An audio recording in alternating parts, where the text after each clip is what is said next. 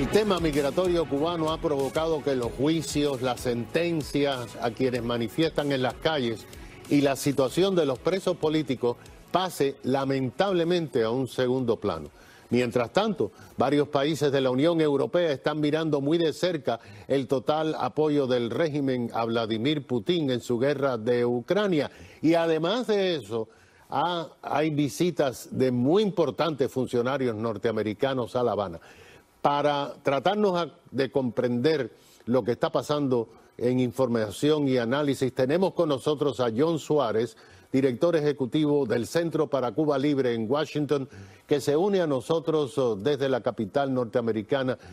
Bienvenido, John. Y lo primero que yo quería abordar con usted son el tema de los juicios, porque antes incluso el régimen castrista daba información, sentenciamos a tanta gente. Hay un silencio total de los juicios, la sentencia de los presos. Bueno, lamentablemente eso no me sorprende que ocurra en términos del régimen. Ellos tienen sus estrategias de represión. Inicialmente lo estaban haciendo muy público para implantar el terror dentro de la población. Como recordamos al comienzo de la revolución, cuando tenían los fusilamientos, en los primeros años lo grababan y lo compartían con la población. Después lo ocultaban, pero seguían. Y estamos viendo ese mismo patrón con la ola represiva después del 11 de julio, que fue muy público para meter miedo dentro de la población.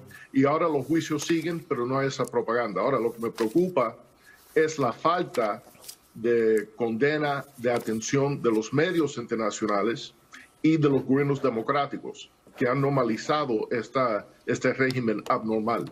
Y que sabemos que efectivamente siguen haciendo juicios, ¿no? Sí, juicios de personas detenidas durante las protestas del 11 de julio de 2021, que aún ha estado preso durante ese periodo. Sabemos que hay más de 1,000 presos asociados con esas protestas, pero también sabemos que hubo más cubanos llevados presos después del huracán Ian y las protestas que surgieron cuando el red eléctrico de Cuba colapsó después del huracán. Porque se llevaron mucha gente presa cuando hacían esas protestas que salían a las calles, bastante agresivas con las cazuelas, etcétera. Pero se habló de los daños del huracán. Fíjate tú qué curioso lo que tú has mencionado, pero no de los arrestos provocados por el régimen en esas protestas. Y lamentablemente yo creo que parte de la culpa viene de la falta de liderazgo de Estados Unidos. Y creo que el ejemplo más fuerte es lo que ocurrió el 28 de octubre. Un masacre de cubanos queriendo huir de Cuba. Murieron por lo menos 7, incluyendo una niña de 2 años al norte de Bahía Honda. Y la embajada de Estados Unidos dio eco a la narrativa de la dictadura diciendo que era un accidente. Y lo que acabo de ver ayer, que lo llevó a otro nivel, fue El País en inglés. En español tiene la información correcta, pero en la traducción que se hizo dice que fue no la guardacosta cubana, sino la guardacosta de Estados Unidos que hundió el barco y que causó la muerte no de 7, pero de 5, incluyendo un menor de edad. Yo he estado contactando El País para ver si corrigen eso, pero hasta ahora eso sigue en la página de El País en inglés. John, ustedes en el Centro para una Cuba Libre se dedican precisamente a tratar de educar al Congreso, a los funcionarios, a la prensa sobre el tema cubano.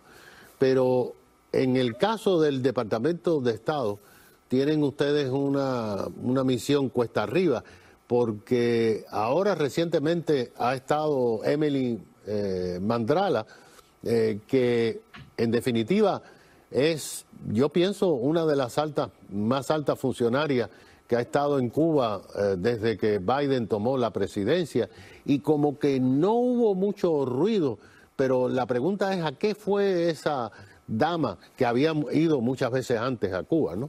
Bueno, oficialmente fueron a discutir temas migratorios. Ahora, hubo 2 altas funcionarias que estuve hace una semana y francamente, basado en la historia de la señora Mandrala, con su historia de llevar congresistas a la isla cuando estaba en el sector privado para promover relaciones con la dictadura cubana, Estamos bastante preocupados que hay más detrás de esa agenda, pero también tenemos que ver lo que ha ocurrido públicamente. Entonces, el régimen está diciendo básicamente, bueno, vamos a aprobar más visas, vamos a dejar inversiones desde afuera de algunos de los cubanos americanos seleccionados. Me imagino algunos que vimos hace un par de semanas reuniéndose con Díaz-Canel. Y a nivel político, todo sigue igual, más cerrado. Ni hemos visto lo mínimo que sería liberar presos políticos cubanos, algunos de esos 1,000 que están dentro de la cárcel. Y después de la visita de la señora Mandrala, lo que hemos visto es el anuncio muy público de Díaz-Canel, que va a ir a una gira donde se va a reunir con Putin y con Xi. Bueno, en el caso de China, un país adversario, pero en el caso de Rusia, un país enemigo que ha invadido un país, y el régimen cubano ha estado haciendo un trabajo de propaganda para Rusia feroz, defendiendo esa invasión. Y después de esta reunión con los americanos, él va a ir a ver a los rusos y va a ir a ver a los chinos y me imagino dar su reporte. Y eso demuestra, a pesar de lo que piensan algunos dentro de la administración, la señora Mandrala y algunos de los lobistas que hacen el argumento que el acercamiento de Estados Unidos con Cuba puede distanciarlo de Rusia, es todo lo contrario. El régimen cubano, parte de su fundamento es antiamericanismo y la relación con Rusia se ha definido por esa enemistad con Estados Unidos. Cuando Rusia tuvo buenas relaciones con los americanos en la época de Gorbachev y Yeltsin, las relaciones entre Cuba y Rusia, bueno, la Unión Soviética y después Rusia, se enfriaron. Entonces mejoraron otra vez cuando entró el señor Putin y las relaciones entre Rusia y Estados Unidos se empeoraron. Entonces la cuestión no es una cuestión económica, una cuestión de Estado, sino una cuestión si el país con quien el régimen de La Habana está colaborando es antiamericano o no. De hecho, hay algo, usted es un observador de muchos años y yo creo que tocaste un punto que es bien importante. En el pasado, la administración Clinton, la administración de todas las administraciones, cuando había cierto acercamiento, el régimen por lo menos soltaba un preso, soltaba 2 presos, eran un poco benevolentes, arrestaban a 100 pero soltaban a 3. Y los americanos volvían como con un trofeo, una victoria. En esta administración no ha pasado nada, no han logrado absolutamente nada, que suelten un preso, aunque sea, en fin, alguien como Alcántara, alguien que sea un preso de conciencia, ¿no? Bueno, Luis Manuel sigue en la cárcel, Sally Navarro sigue en la cárcel, Félix Navarro sigue en la cárcel, Michael Osorbo Castillo sigue en la cárcel. En el caso de Michael y Luis Manuel, estamos hablando de artistas presos de conciencia. En el caso de Sally y Félix, que son padre e hija, estamos hablando de activistas de derechos humanos que en los 4 casos no hay ningún delito. Es solamente expresarse, defender los derechos humanos y lamentablemente esa insistencia a nivel internacional se ha visto de vez en cuando por el lado de Europa, por el lado de Estados Unidos, pero no ha sido constante porque parece que tienen otros intereses.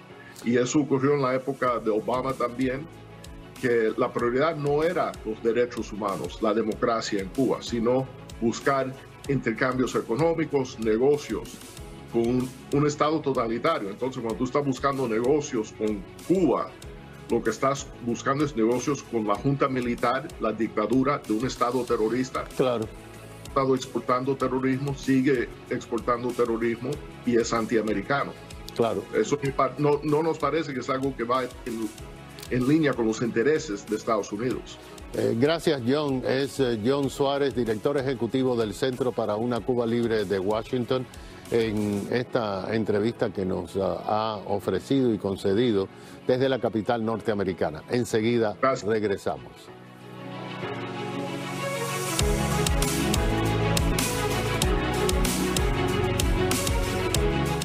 En Conviva